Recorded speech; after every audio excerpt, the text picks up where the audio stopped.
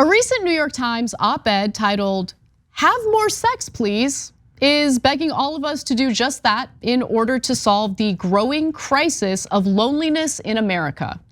Now, loneliness in America can be solved by more than just having sex with someone. We'll get to that in a moment.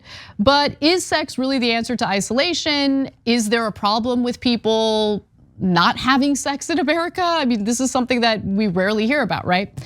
Well, the piece was written by a woman named Magdalene Taylor. And in it, she includes a number of pretty interesting facts about the sex lives of Americans, or honestly, the lack thereof. So let's talk about what she found. So across almost every demographic group, American adults, old and young, single and coupled, rich and poor, are having less sex than they had at any point in the last, in the last 3 years, okay, or 3 decades, I should say. So if you look at the last 3 decades, Americans are having the least amount of sex now. More than a quarter of Americans hadn't had sex even once in the past year, the last time the General Social Survey asked, which was in 2021. It was the highest such level of sexlessness in the survey's history. In the 1990s, about half of Americans were having sex weekly, which, wow, weekly or more. That figure is now under 40%. Younger Americans are infamously less likely to have sex than their parents' generations. And when they do have sex, they're doing it with fewer partners, which I don't think is necessarily a bad thing. And estimates vary, but somewhere between 1/3 to 2/3 of Americans report being lonely. The number of Americans who report having no close friends at all has actually quadrupled since 1990, and that's according to a survey Center on American Life study. And of course, COVID-19 has contributed to this as well. So before I get to what the New York Times op-ed is urging us to do, Francesca, what do you think about this? And we can hypothesize. How many times a week do you do it? No, sorry, I thought you were gonna just straight up. You just had a baby, so right now I'm guessing not much. Look, but look. I love Francesca. First of all, I just think I was watching all that B-roll footage that we were playing underneath all the stats. You're and welcome. Getting a little hot and bothered, a little warm in this room of mine here. First of all, it's very unfair to judge this country by the last 3 years. Hello, pandemic. But yes, the stats on this go back to the 90s. Interesting. I have a problem, however, with this piece, which I read and we talked about on the Bituation Room, because it conflates sex and loneliness or not being lonely. And you can, as I think a lot of F-boys around the world, have a lot of sex and still be so broken and lonely inside. So let's just decouple that a little bit. I think it is interesting that even people who are partnered are also not doing it as much, right? So just overall, my thoughts on this are that, yeah, it's very difficult in a time of impending doom, whether that be a global pandemic or rising sea levels, or hey, I hope not to get, caught in a mass shooting when I want to go to the movies. Like, there's so many reasons that we would be on edge and unable to relax, calm down, find both the physical and the mental space to be intimate with someone. I think that's very clear. We have endless amounts of social media vying for our attention, and yet no one's taking care of us physically. You know what I'm saying? And TikTok can't give you that, you guys. And I think that also is, lastly, the point is we are oversaturated with sex when it comes to the accessibility of online pornography, and that's fine. I'm not knocking it, but that's not intimacy. That's not sex. Yep. Right? I agree with you wholeheartedly on that point. And I can see how maybe some in the political group we tend to agree with would kind of cringe at that point. But I think it's a legitimate point, right? Look, for sure. Porn's easy. You get it done. You get what you want. Intimacy takes work. And people are maybe I'm sharing too much, I don't care. Our lives are so exhausting. So exhausting, right? Just surviving the workload that we all have to deal with. The idea of being intimate all the time, it's just a lot of work. And especially for women, right? It's not as easy to accomplish what the objective is. You get what I'm saying? It takes I think work. I'm picking up what you're laying down. Yeah, not that there's any problem in that category with my husband, you know what I'm saying? But like, it does take work. Shout out to Christian. I'm sorry. We're just gonna keep going. Live sex. Okay. But I think your critique of the piece is so spot on, because you're right. Conflating lack of sexual intimacy with loneliness, I think is ridiculous. I think people are lonely for a whole host of other reasons, including, lack of friends, lack of a social group, all of that. And we'll get to that in a moment, but let's actually, do some justice to the writer here and read some excerpts so you can hear from the writer herself. She says in 2021, roughly a quarter of women under 35 reported having had no sex in the past year. For men, the figure was 19%. And women who are having sex are less likely to be happy with the sex they're having. We gotta enhance communication here, ladies, okay? And don't be afraid. You let him know what he needs to do. And don't be shy about it. Absolutely. Yeah. But that's that is a really important point, because again, it's like you can have more sex.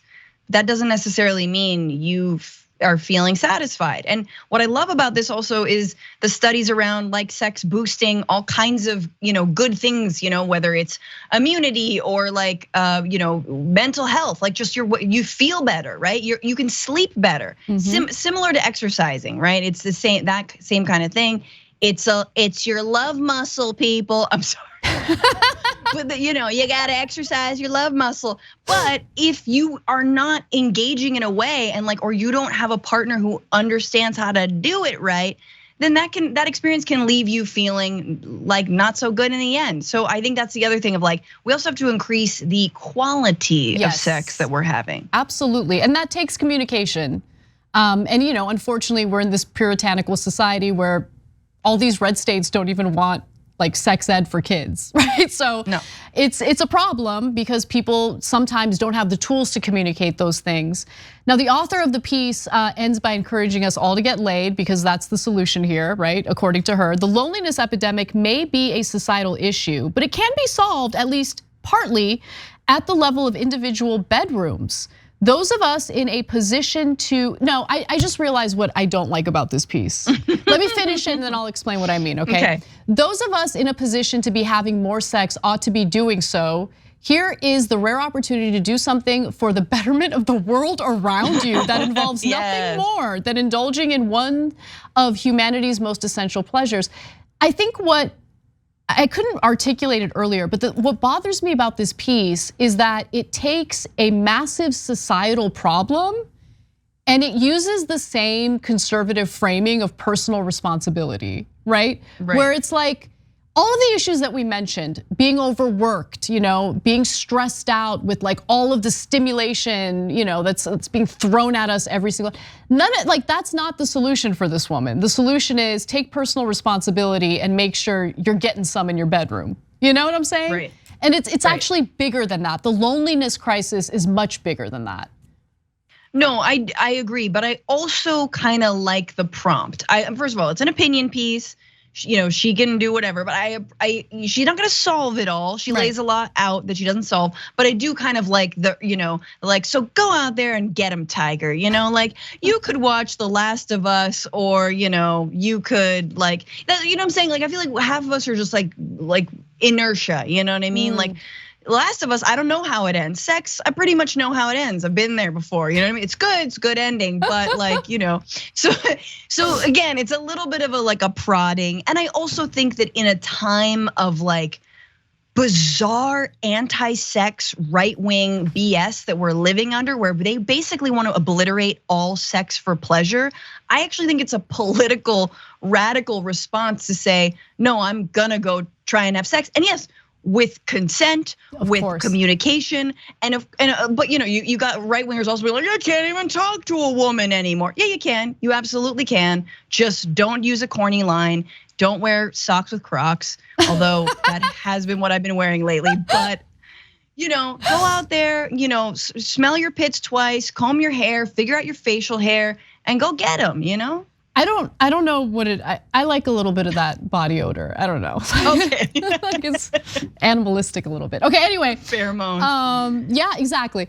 But yeah. So there's a shocking list of benefits that come along with sexual activity that I actually didn't even know about. So stuff like reducing sex and anxiety, knew about that. It does boost your mood and self-confidence. Improves cognitive health. Burns calories.